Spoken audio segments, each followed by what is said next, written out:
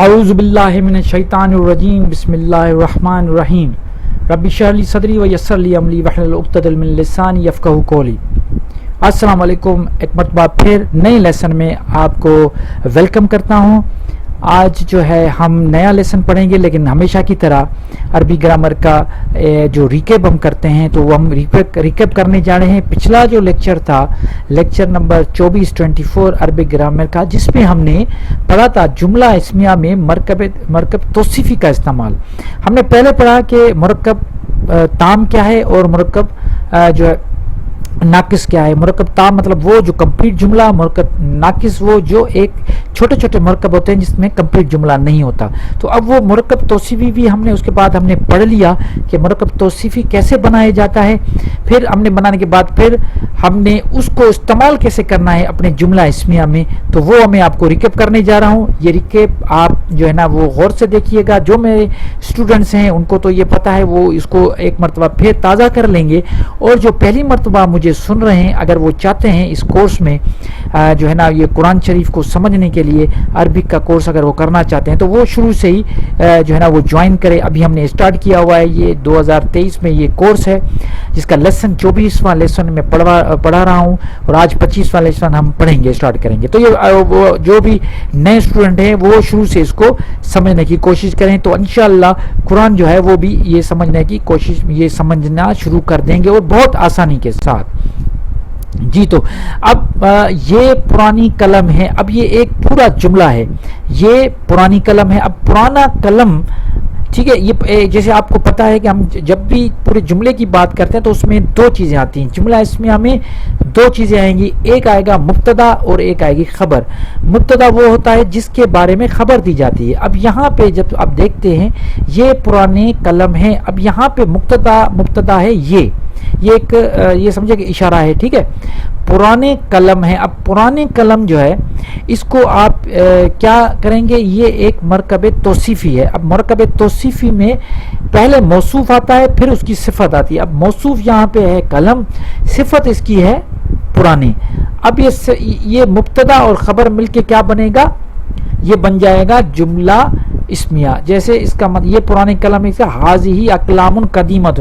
اب حاذہ اقلام قدیمۃ، تو یہ اب یہاں پہ ایک چیز آپ نے دیکھی، نوٹ کی ہوگی کہ یہاں پہ میں نے اقلام قدیمۃ کیوں کہا ہے، واحد مؤنث کیوں لگائے آپ صفت، اور یہاں پہ میں نے حاذہ مطلب اشارہ بھی صفت کا لگایا۔ کامن سینس کی بات ہے، میں نے آپ کو یہ بتایا تھا، غیر عاقل کی جمع کہیں پہ بھی آئے گی تو اس میں اشارہ اور صفت یہ دونوں اس میں لگے گی، مؤنث کا لگے گا۔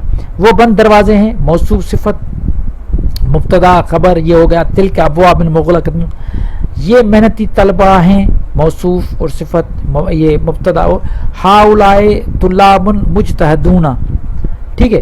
ابھی تک دیکھیں، ابھی تک ہم نے جملہ اس میں مبتدا مفرد رکھا تھا، مطلب مفرد مطلب ایک لفظ، اور خبر میں مرکب توصیفی لائے تھے۔ خبر میں ہم نے مفرد ملا کے ایک مرکب توصیفی لے کے آئے تھے۔ اب ہم مبتدا میں مرکب توصیفی لائیں گے اور خبر میں مفرد ہوگی، ٹھیک ہے۔ کیسے، لمبا لڑکا غائب ہے۔ اب لمبا لڑکا ایک مرکب توصیفی ہے، اس میں لڑکا موصوف ہے، لمبا اس کی صفت ہے، تو یہ ہو گیا مبتدا۔ اب یہاں پہ دیکھیں آپ کے سامنے مبتدا جو ہے وہ ایک مرکب کی توصیفی کی شکل میں آیا، غائب ہے ایک خبر ہے، یہ مفرد ہے، بس ایک لفظ ہے غائب۔ اب موصوف پہلے آئے گا تو لڑکا الولد طویل غائب۔ اب الولد الطویل، اب یہاں پہ مبتدا آپ کو پتہ ہے ہمیشہ معرفہ ہوتا ہے، تو یہاں پہ بھی اس کا خیال کیا گیا ہے کہ الولد الطویل یہ دونوں جو ہے مبتدا ہے، تو اس کو ہم نے مرکب کو کیا رکھا ہے، معرفہ رکھا ہے۔ اور اس جملہ اسمیہ میں مبتدا معرفہ اور اس کی خبر جو ہے نا وہ نکرہ ہوتی ہے، تو ہم نے غائبن کو الغائب نہیں کہا کیونکہ اس کو ہمیں نکرہ رکھنا ہے۔ تو یہ چیز بہت امپورٹنٹ تھی جس کے بارے میں مجھے آپ کے ساتھ جو ہے نا وہ شیئر کرنا تھا۔ میں نے سوچا کہ اس کو تھوڑا ڈیٹیل میں ایک مرتبہ پھر بھی جو ہے نا اس کو ریکیپ کر لیں۔ تو ہم اب چلتے ہیں اپنے نئے سبق کی طرف۔ آج کا جو لیسن ہے یہ ہے لیسن نمبر 25. اس میں ہم ایک اور مرکب پڑھیں گے. پہلے ہم نے کون سا مرکب پڑھا تھا؟ مرکب توصیفی. مرکب توصیفی کا مطلب وہ ہوتا ہے کہ دو الفاظ ہوتے ہیں، اس میں جملہ پورا نہیں ہوتا، کیونکہ یہ سارے اقسام جو ہے وہ مرکب ناقص کے ہیں، تو اس میں جملہ پورا ہوتا نہیں ہے. تو یہ دو جو لفظ ہوتے ہیں مفرد پلس مفرد از اکول ٹو مرکب، تو اس میں توصیف موصوف جس کے بارے میں صفت بیان کی گئی ہو وہ صفت اور موصوف تھا. اب مرکب اشاری. چلیں جی مرکب اشاری کے بارے میں پڑھتے ہیں. مرکب اشاری کیا؟ ایسا مرکب ناقص جس میں اسماء اشارہ استعمال ہو. اسماء اشارہ آپ کو پتا ہے کون سے ہیں، ٹھیک ہے. مرکب اشاری کہلاتا ہے، ٹھیک ہے، جس اسم کی طرف اشارہ کیا جائے اسے مشار الیہ. اچھا، جس اسم کی طرف اشارہ کیا جا رہا ہے مطلب جو اسم ہے اس کو مشار الیہ کہا جاتا ہے. اس اشارہ اور مشار الیہ مل کر اسم اشارہ بھی ایک اسم اشارہ وہ ہے جس کی جو اشارہ دے رہا ہے، اور جس اسم کی طرف اشارہ دے رہے ہیں وہ ہو گیا مشار الیہ. مل کر مرکب جو ہے اشاری بناتے ہیں. مثلا وہ کرسی، یہ لڑکے، وہ لڑکیاں. اب یہ مرکب اشاری ہے، ٹھیک ہے. اب یہ کیسے ہیں؟ اب اس کے قواعد کیا ہیں؟ دیکھیں وہ کرسی ایک ناقص ہے نا مرکب، کیونکہ اس میں کمپلیٹ تو جواب نہیں آ رہا. وہ کرسی، اس کا وہ کرسی ہے اگر ہوتا تو یہ کمپلیٹ جملہ ہوتا، لیکن یہ ہے کہ وہ کرسی، یہ لڑکے، وہ لڑکیاں، یہ ٹیبل، ٹھیک ہے، وہ درخت، تو وغیرہ وغیرہ. تو یہ سارے ہو گئے مرکب اشاری جہاں پہ اشارہ استعمال ہو رہا ہے. تو آپ کے سامنے یہ چیز ہو جائے گی. اب ہم کیا کریں؟ مرکب اشاری بنانے کے قواعد پڑھیں گے کہ کون کون سے قواعد بن کے جو ہے نا وہ مرکب اشاری بنتے. دیکھیں نمبر، تمام اسماء اشارہ معرفہ ہوں گے. تمام، ٹھیک ہے، یہ اب یہ ذہن میں رکھیں معرفہ ہوں گے. ظاہر سی بات ہے جو ہمارے اسماء اشارہ وہ معرفہ. اچھا، واحد اور جمع کے اسماء اشارہ مبنی ہیں، یہ بھی آپ کو پتہ ہے وہ سارے مبنی ہیں. مرکب اشارہ میں بھی اردو کی طرح اس کی ترکیب ہوگی، اشارہ پہلے آئے گا اور مشار الیہ بعد میں. جیسے یہ لڑکا، تو جیسے مرکب توصیفی میں ہو رہا تھا لڑکا پہلے آ رہا تھا یہ بعد میں آ رہا تھا، ٹھیک ہے. اس میں ایسا نہیں ہوگا، اس میں یہ ہوگا لڑکا بعد میں آئے گا یہ پہلے ہوگا. مرکب اشاری میں مرکب توصیفی کی طرح ہر قسم کی مطابقت ہوگی، البتہ اسم اشارہ مشار الیہ کے مطابق. اب جیسے مرکب توصیفی میں بھی یہ ہو رہا تھا کہ جیسا موصوف تھا بالکل اس کی مطابقت کے ساتھ، اگر وہ واحد ہو، جمع ہو، جو بھی معرفہ ہو، نکرہ ہو، جو بھی ہو، تو وہی اس کو فالو کرے گا عدد کے حساب سے. اچھا، یہ ابھی جو میں پڑھنے جا رہا ہوں لاسٹ پوائنٹ ہے، یہ تقریباً ہر جگہ استعمال ہوگی. غیر عاقل کی جمع کے لیے اشارہ واحد مونس سے استعمال ہوگا. آپ کو پتہ ہے ہم نے پچھلی مرتبہ پڑھا تھا. تو یہ جو ہے نا یہ قواعد آپ اپنے ذہن میں رکھیں. اس کے بعد ہم اسم اشارہ بنانے جا رہے ہیں. ایک مرتبہ پھر میں آپ کو بتا دوں کہ وہ مرکب جس میں اسم اشارہ استعمال ہو رہا ہے تو اس کو مرکب اشاری کہیں گے کیونکہ اشارہ استعمال ہو رہا ہے. اور جو اشارہ ایک مرکب ایک اشارہ ہوگا اور جس کی طرف اشارہ کیا جائے گا اس کو مشار الیہ کہا جائے گا، ٹھیک ہے. جیسے وہ کرسی، اب وہ جو ہے یہ اشارہ ہے، کرسی جو ہے وہ مشار الیہ ہے. یہ لڑکا، وہ لڑکیاں، جیسے میں نے آپ کو یہ سارے بتائیں، یہ سارے مرکب اشاری ہیں. یہ سارے قواعد آپ کے سامنے ہیں. ہم کیا کریں گے؟ ان قواعد کو سامنے رکھتے ہوئے ہم جو ہے اس کو جملے بنائیں گے آج. جی، یہ لڑکا، اب یہ یہاں پہ اسم اشارہ ہے، لڑکا مشار الیہ ہے. اب آپ دیکھیں یہ حاضہ، کیونکہ یہ معرفہ ہے تو ظاہر سی بات ہے یہ اس کا جو مشار الیہ یہ بھی معرفہ ہی ہوگا. الولد، حاض الولد ہوگا. کیوں؟ کیونکہ اس میں مطابقت کرنی ہوگی.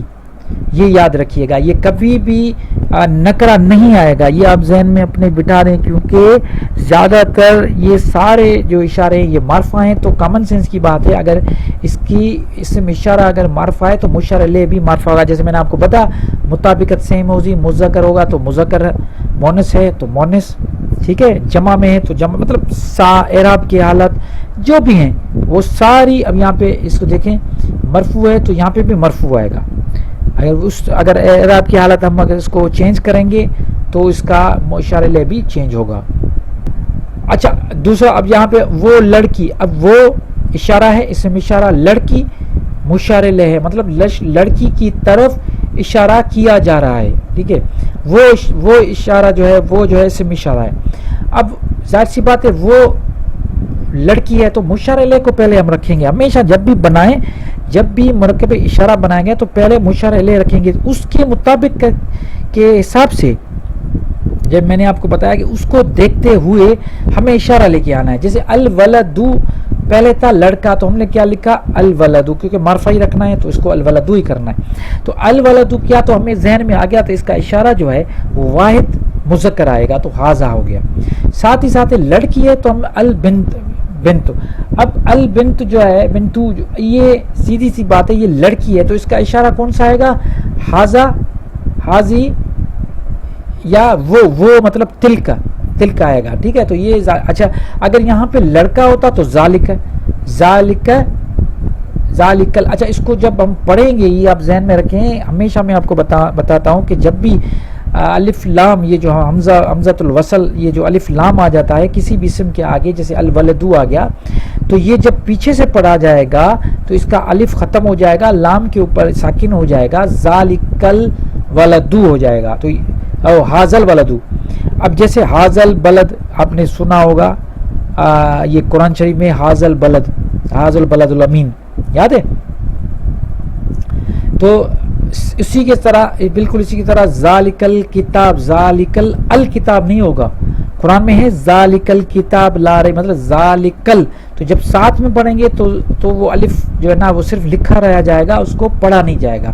تو ذالکل کتاب، حاضل بلد الامین. تو اسی طرح حاضل ولدو، تلکل بنتو.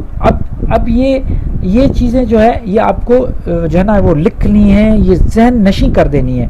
بار بار اس پہ ہم اس لیے ڈسکس کرتا ہوں میں تاکہ ہمارا یہ جو کانسیپٹ ہے یہ جتنا پکا ہوگا، جتنی پریکٹس ہوگی، ہم اتنا ہی اس کو زیادہ اور بھی بہتر طریقے سے پڑھنا شروع کر دیں گے، سمجھنا شروع کر دیں گے. پریکٹس کرتے رہیں. آج جو ہے نا یہ سمپل جو ہے میں نے مرکب اشاری کی سمپل ڈیفینیشن آپ کے سامنے رکھی. دوسرا جو اس کے بعد ویڈیو آئے گا اس میں ہم اس پہ ڈسکس کریں گے.